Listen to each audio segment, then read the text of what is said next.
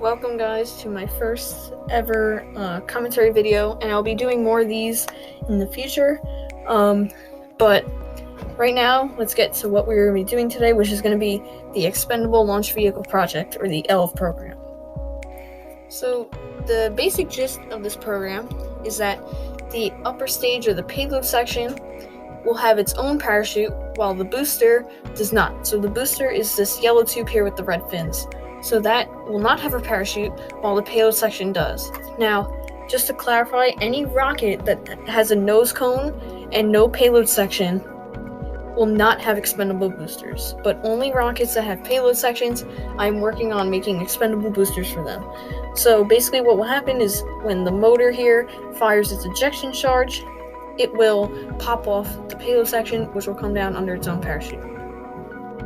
Next up here we have a chart of a predicted flight path of a launch of the expendable booster configuration.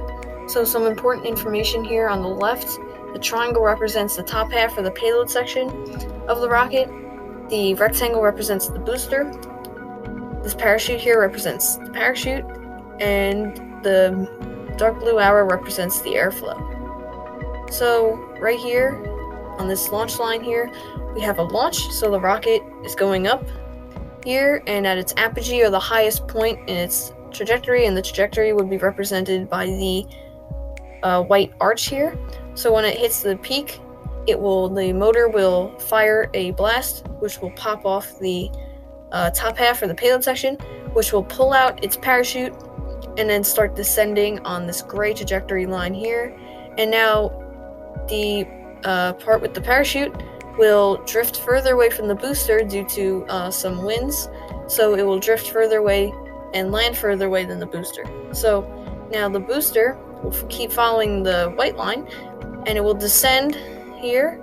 And what I'm trying to do is I'm going to try to keep the booster at a near horizontal position, so when the airflow hits it, it's balanced, so when it lands nicely and does not crush any of the body tube parts, and will kind of just land there and distribute the impacts across the entire length of the booster. We have a pretty essential component, which is going to be 3D printed parts.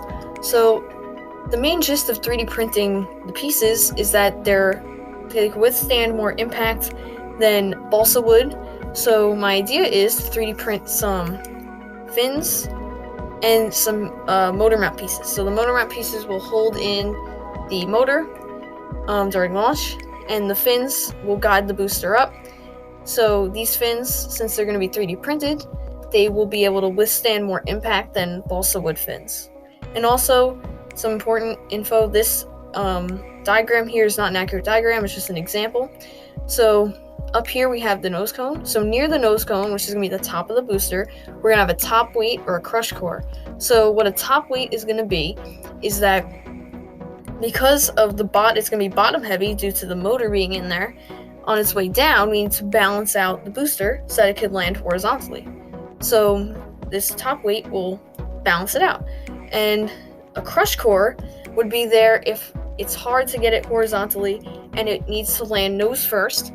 That crush core will, when it hits the ground, it will crush and then absorb the impacts, and it doesn't damage the body tube here. Thank you for watching, and if you enjoyed this video, I will be coming out with more commentary style videos like this in the future.